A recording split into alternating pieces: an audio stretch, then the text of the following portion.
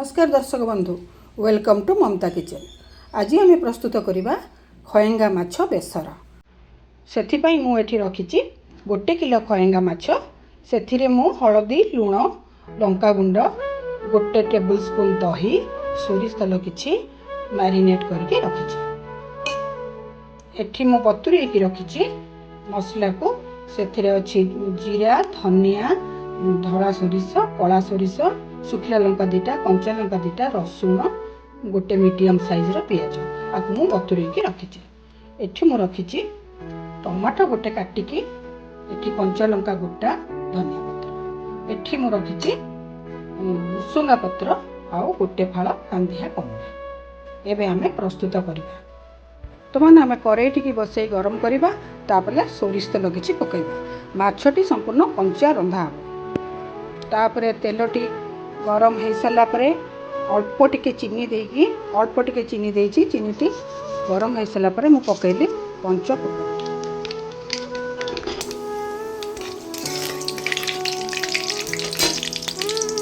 तापर मुझे भुसुंगा पत्र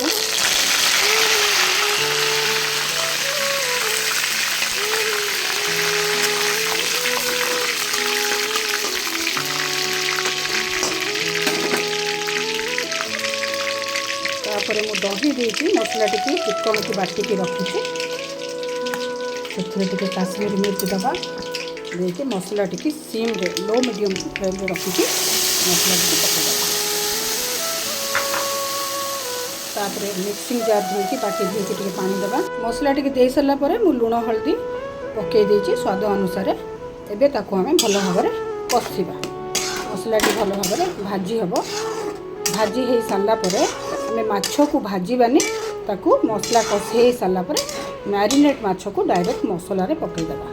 वर्तमान 10 मिनट मसलाटी कषि हो अल्प मसलाटी भाजी हो सारा आमे कटा होइथिबा टमाटो टिके पकईदेवा कंचा लंका और कटा होइथिबा टमाटो किछि पकईदेवा।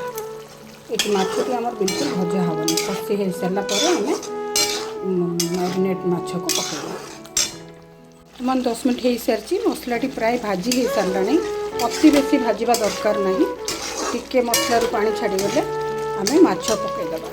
वर्तमान मसलाटी भाजी हो गले आम माछ टे पकई दूची माछ गोटे गोटे करके एमती पकईदेली मैरिनेट होकर माछ।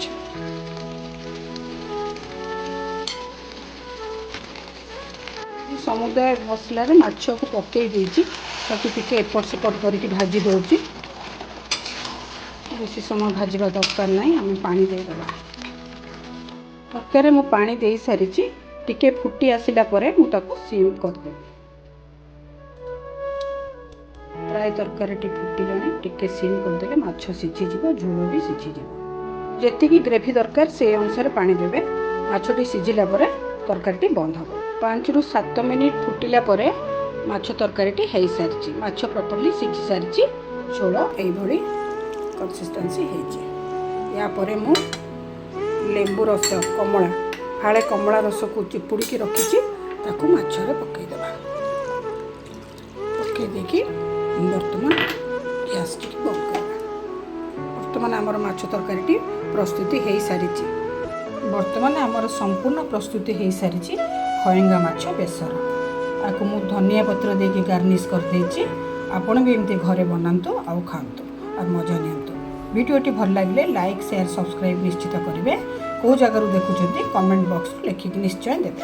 रोचे धन्यवाद। पुणी देखा नेक्स्ट एपिसोड।